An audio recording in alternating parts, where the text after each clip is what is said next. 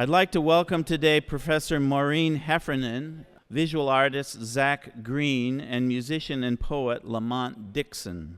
Maureen Heffernan has been a leader in the New Jersey arts community since 1977. She was associated with the Institute for Arts and Humanities Education for 25 years, initially as an artist and finally as the executive director. She now serves as the Director of Arts and Education for Young Audiences, New Jersey, the largest young audiences organization in the nation, I might add, supervising the arts and education programs that serve nearly 500,000 students per year. Maureen also teaches integrated visual and performing arts at the College of New Jersey. Those of you who are looking for a minor integrated visual and performing arts is something to consider. It's a new minor, and check the school paper this coming week. There'll be an interview with me and some with Maureen. Maureen, you got a call last night about it as well?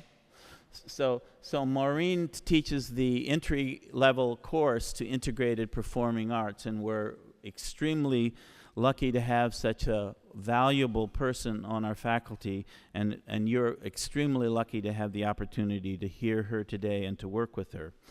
Zachary Green is an artist who works with music, theater, and visual arts, often all at once. Now, does that make any sense of the things that we've been talking about? His workshops center on folk arts and puppetry, and they involve performance, storytelling, playwriting, songwriting, sculpture of giant puppets and masks, and ancient craft techniques such as Javanese batik, stained glass windows, and mosaics. Philadelphian Lamont Dixson, a.k.a. Napalm da Bomb, is a poet as well as a performance and teaching artist. He has been a prominent presence in the jazz poetry scene for many years. As a teaching artist, Lamont demonstrates what he describes as vibe poetics, an eclectic mixing of multiple artistic genres to provide dramatic language arts education. As a performer, Napalm frequently collaborates with dancers, visual artists, rappers, storytellers, vocalists, as well as with his band and the Jazz Poetics. He is a lifelong mentor to aspiring young writers, and for the past 7 years has provided writing, performing workshops, and has emceed the Free Library of Philadelphia's annual Teen Poetry Slam. After each artist speaks, there will be a question and answer period, so save your questions. Focus and concentrate. Remember on some of those questions that you're thinking about as you develop your thoughts throughout the semester. This really does fit into the idea of how do the arts contribute to, and how do each of these individuals contribute to a sustainable culture in the United States, a sustainable culture that reflects both in terms of how people are making a living and contributing to the economic structure, but how they're contributing to the social structure, to the integration of what it means to be a human being in our society and our culture. Thank you, guys. Maureen, the table's yours. Great. So I started going into children's theater, which I loved because I really, really loved kids, loved to be around them. So I did children's theater, and my children's theater sold, and I wrote children's theater.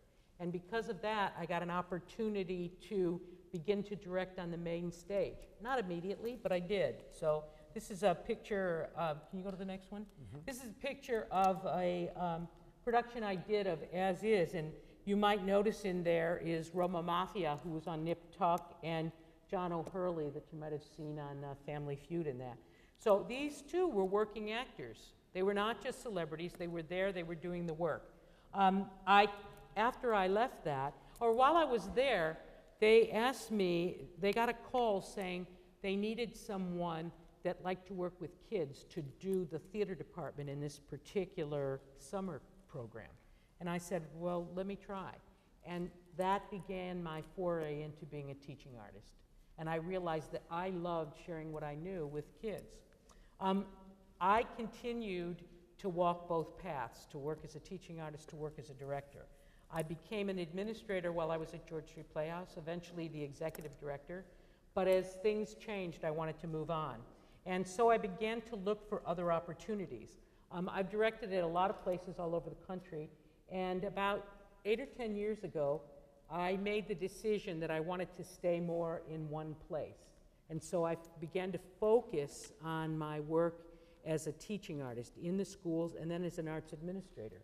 Again, being able to use what I do to make a living. But I had this great opportunity that came. Someone reached out to me through a friend, through a colleague that I knew, that he runs a theater down in Florida called Florida Rep. And he said to me, I'd love for you to come and direct. And I said, well, here's the deal. I teach part-time at the college. I work at this job. And he said, tell me when you can come and let's try and work it out. I heard that you're a great person to work with. I said, well, I have this 3 weeks, like right through Christmas, through the beginning of New Year, where I'm off from TCNJ and I'm off, I can take time at my job. He said, we'll do it. And so that's begun a relationship where I consider my artistic home right now. And I've been going there for about the past 10 years. I'll show you just a couple of things about that. This is when I was on the road. This is at the Pittsburgh Public, which is one of the big theaters. This was a great opportunity. I spent about 10 or 15 years traveling all the time. Every time I was doing one play, I was looking for another. And that began, I realized that I was thinking more about the business than the art, which is what took me to finding a place to be home. But I'm going to just show you a moment. Let me keep track of what I'm doing. This is where I direct in Florida Rep. This is a picture of Doubt. I don't know if you know that play. It was a movie, too. And you can see the kind of scope of the theater. It's a great place for me to go with wonderful actors. These are all slides from there. This is a play called Dancing at Lunasa, and I like to keep this one in because while I was doing Dancing at Lunasa, on the night that it opened, this was one where we were kind of struggling till the end. At the end of the performance, the producer came up to me and said, I didn't want to tell you this because I didn't want to frighten you, but the critic from the Wall Street Journal was here tonight.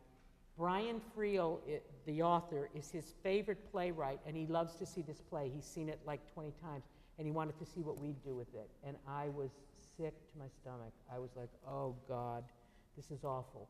The first time I'm going to be reviewed by a big New York paper, and it's, on the opening night of the show. But if you go to the next one, this, I got a great review, and it was the first time that my family all over the country had ever, seen it because it was online, and that's what I was getting calls about, this is great. And I thought, wow, I've been working sort of all this time, and my brothers and sisters understand what I do. My cousins know. So that was great. So I went to Florida to get reviewed in New York. So I think my earliest sense was that watching experts at their craft made me want to try them. I mean, and even when it comes to, you read a beautiful story and you can appreciate the language that a story was written. That, for me, makes me want to try it. And so I wind up dabbling in everything I can possibly get my hands into. So that's why I say, as of today, I am a stained glass window maker, among other things. So I can show you a few of these stained glass pieces. I just pulled a few. This is a small piece about this big around that I made a few years ago. It's St. Michael slaying Satan. You can see him burning down there in the hellfire. And so that's one piece. Here's an old coat of arms for a, can you see that well enough? Is that good enough? More or less, okay. So this is a coat of arms that I did for a restaurant in Manhattan, actually. This is a pretty recent piece, Buddhist stained glass, go figure. But the centerpiece is kind of a new technique I've been working. The red and white is an engraving technique, so I'm kind of working on, I'm always trying to infuse my projects with whatever technique I just learned. I'm trying to get better all the time. I have a little shop. I am sort of walking in the footsteps of that guy that showed me how to do it. And so I've set up a little studio for myself, and I have a business. I do have a business. When left to my own devices, I wind up doing more sort of off-color experimental things. And so if you don't recognize this guy, it's the 1994 Nobel Peace Prize winner. Yes, it's Yasser Arafat. And I anointed him into a Gothic-esque stained glass window because I was sort of examining the ideas of heroes and villains, and who is perceived as a hero and who's perceived as a villain, and by whom. So I started working on a series. I don't know if we can see all of them in this slide. They can see them. You can see them all? You get 4. So here we've got Yasser. Here we've got Benito Mussolini. On the far left is Fidel. And in the center, I put Albert Einstein. And so I'm building this series of questionable characters that are heroes to many and villains to some, and or vice versa. And so I've been working on series like that. I like to examine the things that are. I try to make beautiful images of sometimes ugly things. And this poem is titled Overture, and it's one of my most recent poems. And in preparation for a performance with members of the Philadelphia Orchestra, I've been thinking a lot about poetry and music, and how poetry has melody and et cetera. So take a listen.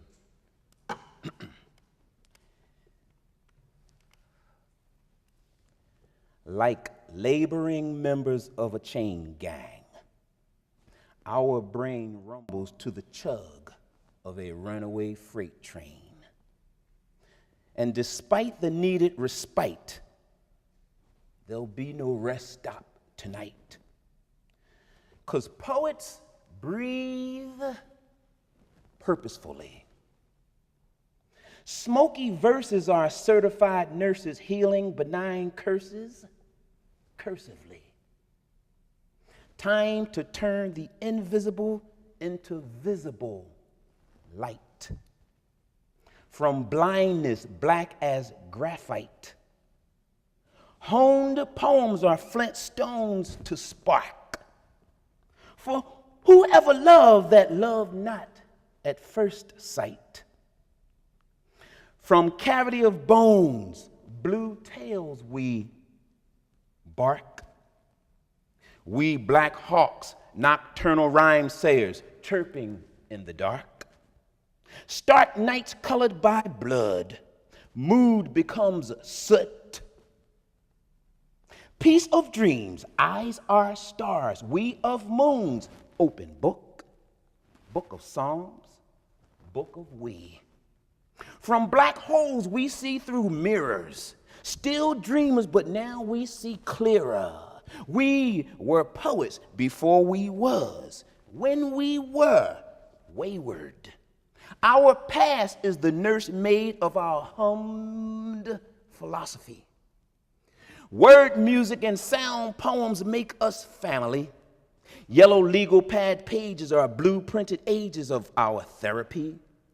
We are free speech. Hurling haikus spinning into spoken spaces of necessity. Caught in golden glove rapture of the heavenly. Stars we be. Up, up and away, far out, left, far left, up and gone, still am, uneven, even now, open-ended, out of place, elsewhere, other space, thin air, transit behind beatnik backs of eyeballs, unclear, way past outposts of time, further beyond, thoughts winding around the mind like vines, sound goes blind, a poetic paradigm, vocal word percussions, sometimes, some wise, improvised into vapors. Thank you.